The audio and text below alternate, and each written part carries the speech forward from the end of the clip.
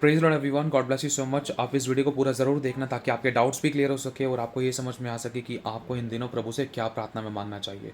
देखो, आपको वचन के अनुसार आपके सामने बातें रखी जाएंगी। मेन चीज़ क्या है, अगर पवित्र शास्त्र में हम देखते हैं, पुराने नियम में एलीशा ने यहोवा से प्रार्थना करी थी कि खुदा मेरे दास की आंखें खोल दे। क्यों? क्योंकि शारीरिक रूप से सब कुछ हम देख सकते हैं, लेकिन आत्मिक माहौल भी कुछ होता है जो एलीशा देख पा रहा था लेकिन उसका सेवक नहीं। तो जैसे ही उसने यहोवा से, परमेश्वर से प्रार्थना की, तो परमेश्वर ने उसकी प्रार्थना सुनकर उसके सेवक की आंखें खोल दी और उसके सेवक ने आत्मिक माहौल में जो घटनाएं थी वो सब देखना शुरू किया। यहाँ तक कि पवित्र युद्ध के दूतों को, जो पहाड़ों के ऊपर खड़े थे, जो उसकी ओर से लड़ने के लिए तैयार थे, वो सब चीज़, बहुत सी चीज़ परमेश्वर ने दिखाई। तो आज के टाइम पर पवित्र शास्त्र में हमें ये भी कहता है, पौलुस कहते हैं कि वरदानों की धुन में रहो। अगर हम योएल की पत्री उसका दूसरा अध्याय 27 और 28 पढ़ते हैं, उसमें भी प्रभु का वचन कहता है कि मैं अपना आत्मा हर एक जन के ऊपर उड़ेलूंगा। मतलब परमेश्वर अपनी आत्मा की भरपूरी को उड़ेलेगा। और मेरे भाई और बहनों, आज हम सभी लोगों को मांगने की जरूरत है परमेश्वर से कि प्रभु देख, शैतान जब तेरे लोगों की प्लानिंग्स को, बहुत सी चीजों को वो देख लेता है, वो सब देखता है, लेकिन वो खुद दिखाई नहीं देता कई बार। लेकिन प्रभु, हम तो तेरे लोग हैं, हम तो सर्वशक्तिमान परमेश्वर के बेटा और बेटी हैं। तो हम शैतानी आत्माओं को, उनकी प्लानिंग्स को, उनके कामों को, उनके अटैक्स को, उनके बंधनों को क्यों नहीं देख पाते? आज भी बहुत से ऐसे लोग हैं जिनको परमेश्वर कई बार खुली आंखों से, कई बार प्रार्थना के दौरान, कई बार बंद आंखों से भी प्रकट कर देता है कि यहाँ पर क्या हो रहा है, क्या नहीं, किस दुष्टात्मा ने अटैक किया। ये रियलिटी है। आपको प्रार्थना में प्रभु से मांगना होगा, ये हमारा अधिकार है। हालेलुया। और कभी भी परमेश्वर किसी के ऊपर भी कुछ भी बातें प्रकट करना चाहता है, वो कभी ये नहीं देखेगा कि ये प्रभु में नया है, पुराना है। वो किसी के ऊपर भी अपनी महिमा को, अपनी गहराई को प्रकट कर देगा।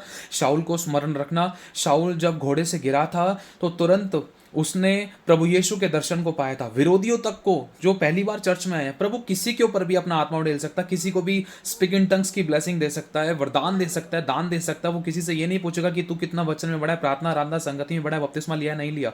आपको भूख और प्यास रखनी है, प्रभु तो देने के लिए तैयार है। प्रभु कुछ नहीं, प्रभु किसी की ये क्वालिफिकेशन नहीं देख रहा है कि तू वचन में कितना है, प्रार्थना, आराधना, संगति में कितना है। प्रभु ये देख रहा है कि तेरा दिल है, तेरा मन साफ है।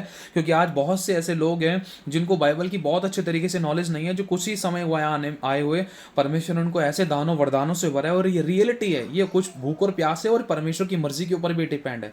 प्रभु किसी को कलीसिया की आंख बना रहा है, कभी किसी को परमेश्वर कलीसिया का कान बना रहा है कि वो परमेश्वर की सुन सके, कलीसिया की अगुवाई कर सके। किसी को कलीसिया के लिए एक अच्छा पवित्र शास्त्र, संपूर्ण पवित्र शास्त्र बोलने वाला मुंह बना रहा है, ताकि वो कलीसिया के लिए खुलकर वो महिमा में बातें बोले, ताकि परमेश्वर की देह उन्नति पर करेक्शन और परफेक्शन हो।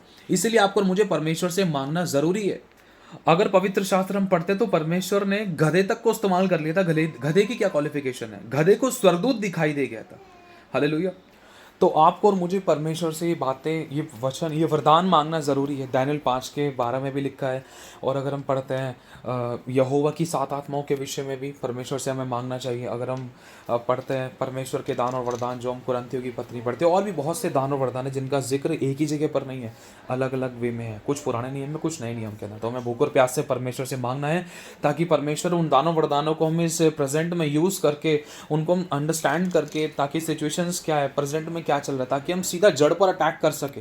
हालेलुया। समझ पा रहे, सीधा हम जड़ पर अटैक कर सके कि परमेश्वर पिता, इसकी लाइफ में ये समस्या क्यों आई है, किस तरीके से, कौन से दुष्ट आत्मा काम कर रही, क्या कमी थी, क्या वीक थी, क्या कमजोरियां थी।